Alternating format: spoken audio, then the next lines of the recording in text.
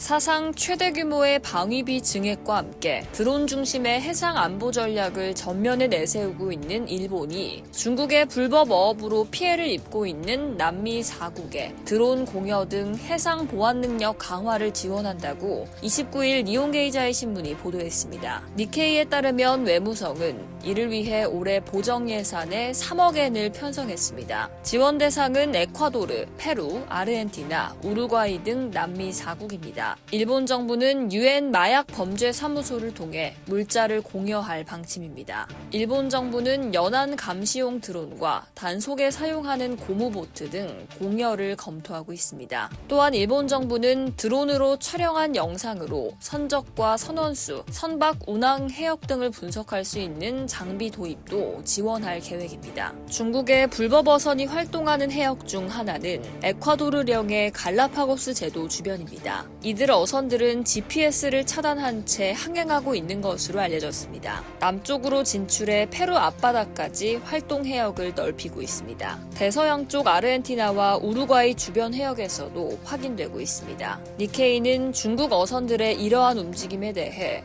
위법, 무보고, 무규제 어업뿐 아니라 해저지형 등 정보를 수집하고 있다는 의혹도 제기되고 있다며 남미 연안 국가들은 이러한 활동에 대한 우려를 점점 키우고 있다라고 전했습니다. GPS를 차단한 선박의 경우 항로 등을 특정하기가 어려운데요. 높은 수준의 해상 보안 능력이 요구되지만 남미 국가들은 관련 장비가 충분치 않은 상황입니다. 이에 일본은 관련 장비를 제공해 협력하며 대중국 위기인식을 공유하겠다는 목적이 있다고 신문은 전했습니다. 한편 일본 내각은 지난 26일 총 9조 4천억 엔 규모의 차기 회계연도 방위 예산안을 승인했습니다. 이는 전년 대비 9.4% 증가한 수치로 일본이 추진 중인 국방비를 국내 총생산의 2% 수준까지 끌어올리는 5개년 계획의 네 번째 해에 해당합니다. 일본의 방위 예산은 사실상 전후 최대 규모인데요. 이번 예산안의 핵심은 무인 체계와 반경 능력 강화입니다. 일본 정부는 연안 방어와 상륙 저지를 위해 무인 시스템과 대한미사일을 결합한 다층 방어 개념을 전면 도입하겠다는 방침입니다. 특히 주목되는 사업은 이른바 실드로 불리는 계층형 연안 방어 시스템입니다. 일본 정부는 이 사업에 1,001억 엔을 배정했으며 2028년까지 실전 배치를 목표로 하고 있습니다. 실드는 공중, 해상, 수중, 지상 전 영역에서 드론과 무인 플랫폼을 연동해 침투하는 적 상륙 전력을 20에서 30km 이상 거리에서 차단하는 드론 방벽 개념입니다. 이상 월드 디펜스였습니다.